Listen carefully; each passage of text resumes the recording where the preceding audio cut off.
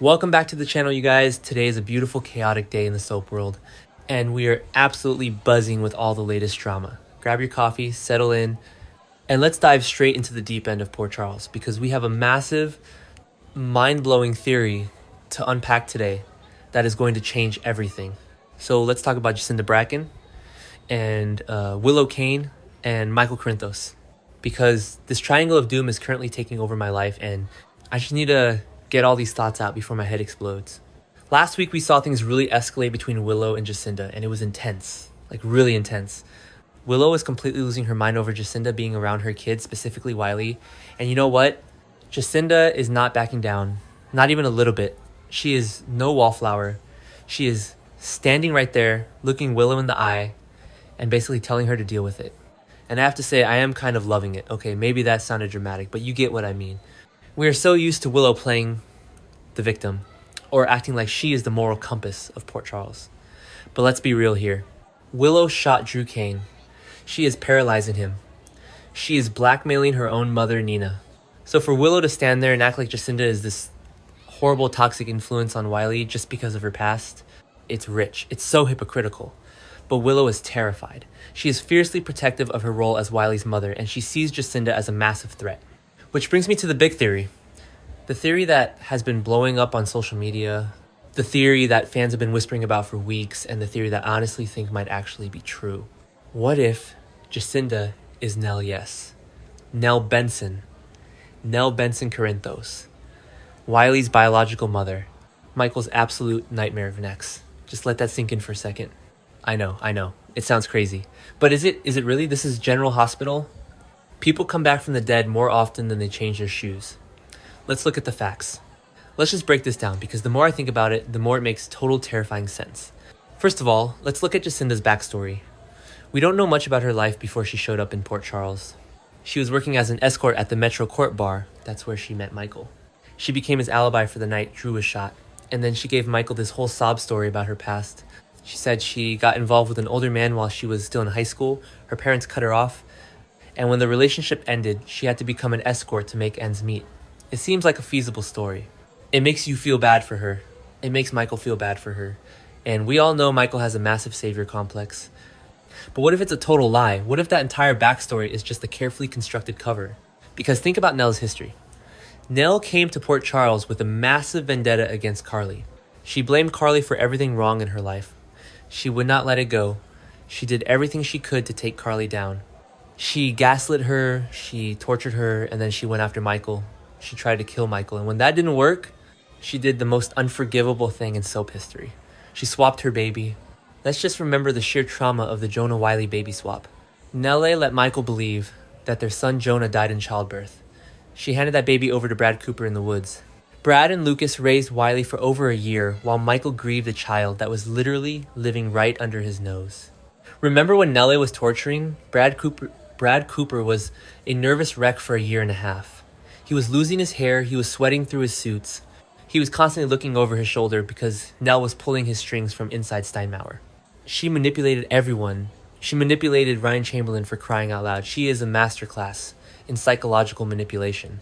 And then came the cliff. Nelle and Carly had that massive showdown, and Nelle fell off the cliff. Eventually, her body was said to be found. But did we see it? Did we really see a definitive, undeniable identification? It's so planned. A body being found means absolutely nothing unless we see the autopsy, and even then, I have my doubts. If Nelle survived that fall, she would have been severely injured. Her face would have been shattered. She would have needed extensive facial reconstruction surgery. Enter Jacinda, a woman with a new face, a mysterious past, and a sudden intense interest in Michael Corinthos. It fits. It fits so perfectly that I am almost mad I didn't see it sooner. Think about how Jacinda is acting right now. She is actively inserting herself into Wiley's life. She is bonding with him over video games. She is bonding with him over spiders. She is helping him with his school projects. This isn't just a new girlfriend trying to be nice to her boyfriend's kid. This is a mother reclaiming her son. This is Nelle hiding in plain sight, getting exactly what she wants. And she is not afraid of Willow. That is the biggest clue to me. Anyone else would be intimidated by Willow's status, or at least try to keep the peace for Michael's sake. But Jacinda, she smirks, she pushes back. She insists on being a part of Wiley's life. When Willow cornered her at Crimson and delivered that fierce threat, warning her to stay away from the kids, Jacinda didn't flinch. She basically told Willow to back off. That is very Nelle-like.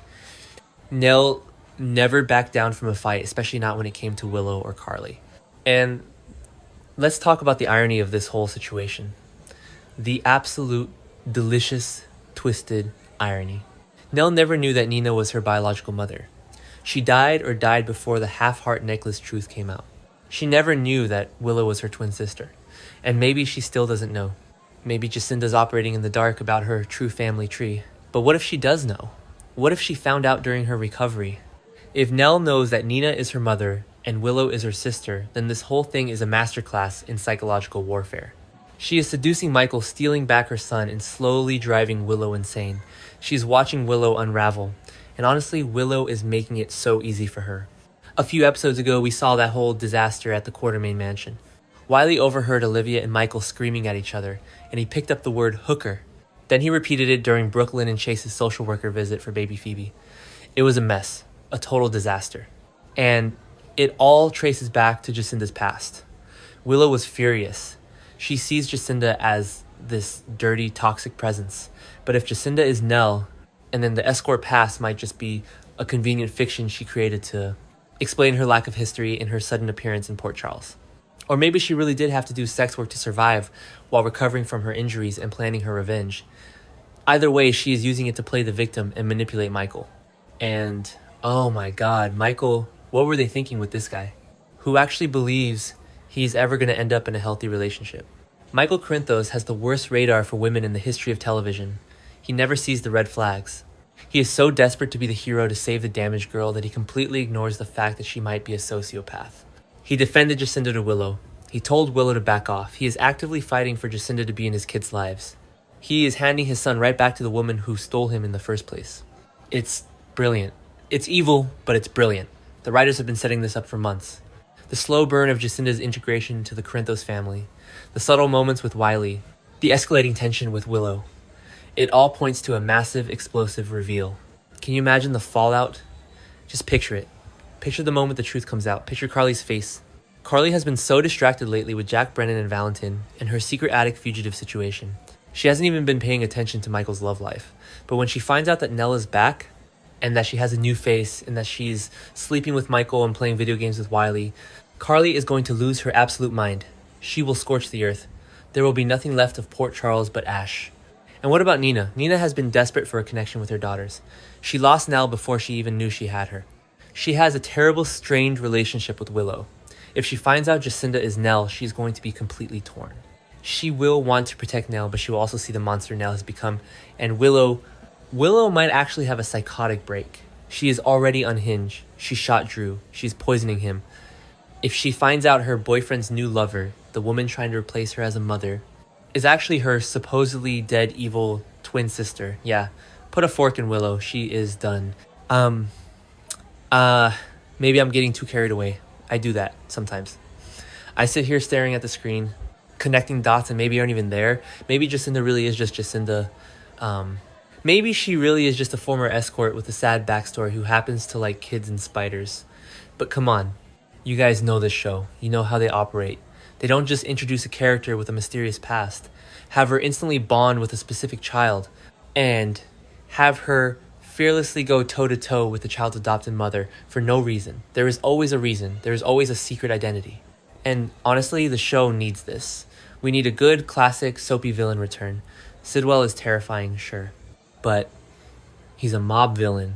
Cullum is just a thug. Brennan is distracted by Carly. We need that deeply personal, family-destroying drama. We need Nelle Benson. I just keep thinking about that scene at Crimson. Willow corners Jacinda. She threatens her. She calls her that when talking to Michael. Keep that away from my kids. The sheer disrespect. And Jacinda just takes it, but with this look in her eye. A look that says, you have no idea who you are dealing with. It's the same look Nelle used to give Carly right before she dropped the bomb on her life. Let's just take a moment to really remember that night in the woods. The night Nelle and Carly had that epic, life-changing showdown. The thunder was crashing, the rain was pouring, and Nelle was completely unhinged. She had the baby, she was running, and Carly chased her down. They fought on the edge of that cliff. Nelle slipped. Carly tried to pull her up. She really did. But Nell fell. It was cinematic, it was peak soap opera, and for years, we have just accepted that she died down there. We accepted that the nightmare was over. But why did we accept that? This is a world where Cesar Faison wore a mask of Duke Lavery. This is a world where Jason Morgan survived being shot and thrown into the harbor, only to have his memories erased and replaced. Surviving a fall from a cliff and getting a new face is practically a rite of passage in Port Charles. So why wouldn't Nell do it? Why wouldn't she claw her way out of the dirt, find a plastic surgeon, and spend years plotting her ultimate revenge? It makes too much sense. It really does. And let's talk about how Michael's handling this. Because Michael's being so incredibly stubborn. Michael walked in on Willow, threatening Jacinda at Crimson. Willow was completely losing her mind, telling Jacinda to stay away from her kids, calling her that. And Michael immediately jumped to Jacinda's defense. He told Willow to back off. He told Willow that he loves learning new things about Jacinda every day. He thinks she is full of surprises. Oh, Michael, you have no idea what kind of surprises she has in store for you. You are literally defending the woman who let you mourn your own child for over a year, the woman who tried to murder you. You are fighting for her to be in your son's life. It is almost painful to watch. It is like watching a car crash in slow motion. You want to look away, but you just can't.